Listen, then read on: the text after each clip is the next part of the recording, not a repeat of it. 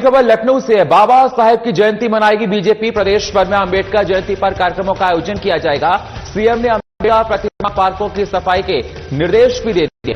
दलित vote bank को साधने के लिए बीजेपी की व्यापक रणनीति है। कार्यक्रमों के जरिए दलितों तक पहुंचने का यह प्रयास किया जाएगा। अंबेडकर सम्मान अभियान 15 दिन तक चलेगा। तो अहम जानकारी आपके साथ साझा कर रहे हैं। अंबेडकर जयंती को देखते हुए बीजेपी एक्टिव नजर आ रही है। देखा जा रहा है कि बीजेपी ने अभियान को लेकर तमाम बातें कही हैं और पार्कों की सफाई को लेकर कार्यक्रम ये 15 दिन तक चलेगा। हमारे साथ हमारे सहयोगी मनीष लखनऊ से हमारे साथ जुड़े हुए। मनीष, क्या कुछ अहम जानकारी बीजेपी के इस कार्यक्रम को लेकर? देखा जा रहा है पूरा फोकस हरिजन वोटों पर, आने वाले चुनाव को पाले में लाने के लिए लगातार हरिजन वोटों पर फोकस किया जा रहा है। देखिए सुनील, मैंने अभी जैसे जिक्र किया कि मेन फोकस यही है कि चूंकि बीजेपी को लगता है कि 2024 में दलितों ने शायद उनको वोट नहीं किया और उसका नुकसान हुआ कि उनकी सीटें में हार गई। एक संविधान का जो नैरेटिव सेट किया गया था कि संविधान बदल देगी बीजेपी, तो कहीं न कहीं सपा और कांग्रेस यूपी में दलित वोटरों को अपने पाले में लाने में सफल रही और जिसका नुकसान बीजेपी को झेलना पड़ा। उसी को ध्यान रखते हुए और संघ के निर्देश पे एक जो आम सहमति की एक नया रोड मैप बना के एक बेहतर प्रभावी रणनीति के साथ दलितों को जोड़ा जाए। और देखिए कि इसीलिए पूरे प्रदेश में बहुत भव्य तरीके से सभी पार्कों में जो मूर्तियां स्थापित हैं उनकी सफाई कराई गई है और निर्देश दिया गया है कि सभी जिला अधिकारी से लेकर सरकारी स्तर पे भी आए और साथ साथ पार्टी भी हर जगह उन प्रमुख जगहों पे मौजूद होकर भव्य तरीके से अम्बेडकर की जयंती को समारोह को मनाए। आपको देखा जाता है अखिलेश यादव पीडीए की बात करते हैं। लोकसभा चुनाव में अखिलेश यादव ने पीडीए का फॉर्मूला प्लान किया था और देखा था कि पीडीए के बेसिस पर अखिलेश यादव को लोकसभा में 37 सीटें मिली। उसके बाद समाजवादी पार्टी के तमाम सांसदों अभी देखा गया था कि रामजीलाल सुमन ने राणा सांगा को लेकर बात कही थी। तो लगातार ये देखा जाता है कि अखिलेश यादव हमेशा से आरोप लगाते आए हैं बीजेपी से कि वो लोग कि पीडीए का सम्मान नहीं करती है और जिसका ड्रॉबैक भी देखा गया था कि लोकसभा चुनाव में अखिलेश यादव ने इस फॉर्मूले से अपनी जीत को हासिल कर लिया था। अब बीजेपी को लगता है कि अगर अपनी और पकड़ को मजबूत करना है तो आपको हरिजन वोटों के पास जाना पड़ेगा, 80 वोटों के पास जाना पड़ेगा, क्योंकि क्षेत्र में ये देखा जाए, खासकर उत्तर प्रदेश में देखा जाए कि ओबीसी वोटर्स हों चाहे वो SC वोटर्स हों, उनकी तादाद बहुत ज्यादा है। बिल्कुल वही है और उसी पे काम कर रही। मैंने जैसे कहा कि पीडीए का एक काउंटर करना है बीजेपी को कि दलित कहीं फिर सब लोकसभा चुनाव के जैसे फिक्स न कर जाए, जिससे कि 27 में बीजेपी के सामने बड़ा संकट, बड़ी चुनौती सामने आ सकती है। लिहाजा बीजेपी पूरी तरह से सजग है और उस सजगता के अभियान शुरू किया गया है कि दस्तक गली गली बस्ती बस्ती जाना, दलित बस्तियों में जाकर संवाद करना है। अम्बेडकर जयंती के जरिए बड़ा मैसेज देने की तैयारी है ताकि दलित वोट उनके साथ रहे, कहीं इधर उधर ना हो।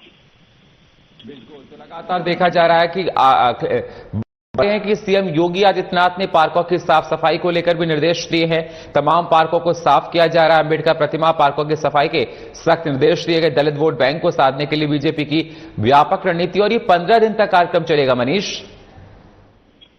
बिल्कुल, तो ये एक दिन का नहीं है, कल से इसकी शुरुआत होने जा रही है। आज बीजेपी ने अब लखनऊ में सभी अपने जिला अध्यक्षों को बुलाया है, कार्यशाला है। इस कार्यशाला में सभी जिला अध्यक्षों को पूरी रूपरेखा बता दी जाएगी कि कैसे अभियान की शुरुआत करनी है, कैसे संवाद करना है, क्या है पार्टी की, उस हिसाब से आपको काम करना है। और सरकारी स्तर पे जैसे मैंने कहा कि देखिए प्रधानमंत्री नरेंद्र मोदी ने केंद्र सरकार ने सार्वजनिक अवकाश घोषित किया है, जबकि पहले ऐसा नहीं था। कुछ राज्यों में, खास करके उत्तर प्रदेश, महाराष्ट्र में ही इसके लिए छुट्टी होती थी, लेकिन अब इसे पूरे कल सार्वजनिक गैजेटेड हॉलीडे घोषित किया गया है। सभी सरकारी प्रतिष्ठान और शिक्षा कॉलेज यूनियन सब बंद रहेंगे। तो कहीं न कहीं ये मैसेज देने की कोशिश है कि भाई दलितों के लिए सबसे बड़ी अगर कोई हितैषी है, उनके हितों को चिंता करती है, अम्बेडकर के हितों पे कोई अगर उसको अपनाता है, संविधान की रक्षा करने वाली अगर कोई पार्टी है तो बीजेपी है। देखिए 1 साल पूरा हो गया, भाजपा ने कहीं कोई संविधान नहीं बदला। जिस तरह से विपक्ष ने एक नैरेटिव बनाया और फैलाया, अफवाह फैलाई, वो सारी बातें गलत साबित हुई। क्योंकि बीजेपी हरियाणा में, महाराष्ट्र में ये दर्ज कर चुकी है। तो आप देखिए दिल्ली में भी ना फोकस बिहार पे है। लिहाजा अम्बेडकर बहुत बड़े मुद्दे हैं, इसका असर बिहार पे भी पड़ना है। यूपी का चुनाव तो अभी चल रहा है। बिल्कुल, अभी यूपी का चुनाव 27 में, लेकिन उससे पहले साल बिहार में चुनाव है और उसके बाद के राज्यों में। लेकिन जहां पर देखा जाए कि जीत हार का फैसला कहीं ना कहीं बता दें कि दलित वोट बैंक बहुत ज्यादा डिसाइड करती है और इसको देखते हुए हर पार्टी ये चाहती है कि दलित वोट बैंक को अपने पाले में लाने के लिए नए प्रैक्टिकल चुनावी लैब में तो देखा भी जाता है, कई बार सक्सेस बहुत सी पार्टियां हो जाती हैं। मनीष, लेकिन देखा जाए कि मायावती लगातार समाजवादी पार्टी पर यह आरोप लगाती रही है कि दलितों के साथ ये ढकोसले करती है, आडंबर है सब कुछ, और बीजेपी पर भी लगाती आई है कि मायावती को भी डर रहता है कि दलित वोट है उनका है और कहीं खिसक गया तो वैसे भी बीएसपी का कोई अब रोल रह नहीं रह गया और भी उनका जनाधार जनता के बीच से चला जाएगा।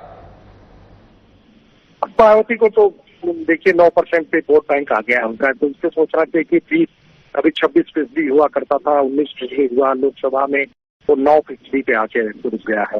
तो कहीं न कहीं उनकी एक भी सांसद नहीं है उत्तर प्रदेश से। उत्तर प्रदेश सबसे बड़ा ग्राउंड था, सबसे बड़ा एक तरह से कहेंगे राजनीतिक रूप से सबसे मजबूत बीएसपी उत्तर प्रदेश में थी।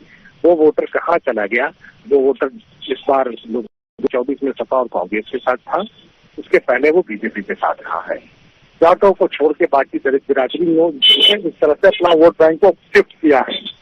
अब तो देखना है, मायावती ने भी तमाम दावे किए हैं, तमाम बातें की हैं, अब उसका क्या होता है। लेकिन ये बहुत बड़ी चिंता की बात है कि ये एक तरह से एक तरफा वोट बैंक उनके हाथ में था, पूरा अधिकार था, उनका एकाधिकार था, वो समाप्त हो गया। हमारे साथ जुड़ने के लिए आपका मनीष, और ताजा अपडेट देने के लिए। तो आपको बता दें, बीजेपी अंबेडकर जयंती को लेकर इंस्ट्रक्शंस दिए गए हैं और सफाई की जा रही है। सीएम योगी आदित्यनाथ इस अभियान में कुछ शामिल होंगे और देखा जा रहा है यह अंबेडकर जयंती का ये पूरा उत्सव है 15 दिन तक चलेगा और लगातार बीजेपी देखा जा रहा है कि आने वाले चुनाव को देखते हुए दलित वोट बैंक को साधने के लिए हर प्रयास करने में जुटी हुई है।